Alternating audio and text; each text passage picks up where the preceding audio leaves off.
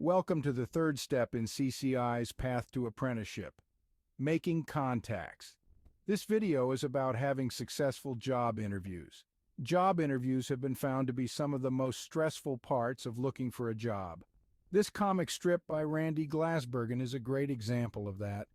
Do your best to make the job interview a conversation instead of an interrogation. Here's how you frame that conversation. Thank you for your time.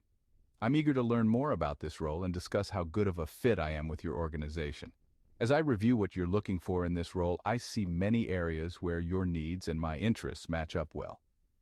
I have a couple of questions. Would you mind if I asked you a question or two to get us started?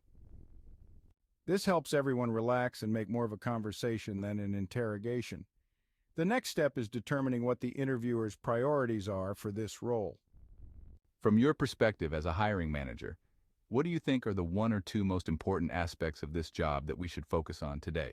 If their answer is too brief or vague, ask a follow-up question to clarify.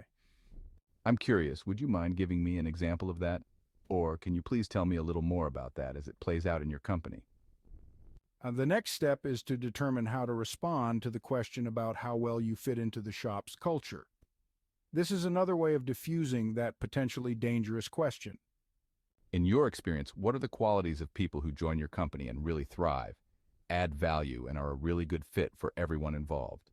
Next is the heart of the interview, and this is where most interviews begin. Here is where your power statements are critical and 7 stories come into play. Strong power statements are concise, results-oriented, and impactful. Consider using the Carl format for your power stories. Select from your 7 stories those that best align with the key priorities of the role that you're discussing and the qualities of people who fit well into the culture. As they ask you questions, make sure to play catch with them. Respond to what they just asked, then ask another question back and forth. Does that give you what you need? Did that answer your question, or would you like another example? These are ways of softening that interview into a conversation instead of an interrogation. The next step is using your me in 30 seconds and your 7 stories to answer questions during the interview. Here is an example of using your me in 30 seconds in response to the question, "So tell me about yourself." I've always enjoyed interacting with people. As a result, I became a customer service representative and have been in that position for the past 4 years. I've completed an AA degree in auto collision repair. And with my accounting abilities, I have expanded my customer service skills to pre-closing and closing out all work orders for shops I've worked for. I want to expand my skills in damage estimating. This is a way of using your me in 30 to answer a question during an interview. It's really a great technique. Even if it's a question that you did not answer directly, you answered it using your me in 30 seconds or one of your 7 stories, the results can be much stronger than making up something in the moment. The next step is practicing good eye contact with the people you're interviewing with. This is critical. Always face them and, where possible, try not to blink a lot or look away.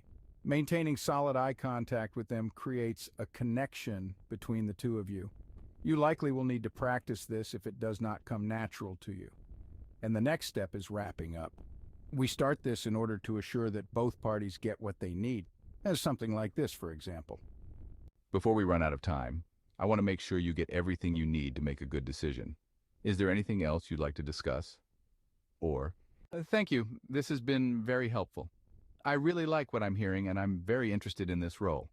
What is the next step in the hiring process, or when can I expect to hear back? If I don't hear back by then, would it be okay if I follow up with you? These are ways of wrapping up the discussion and assuring that they know that you're interested in the role. When deciding who you'd like to interview with first, we suggest not starting with companies at the top of your list.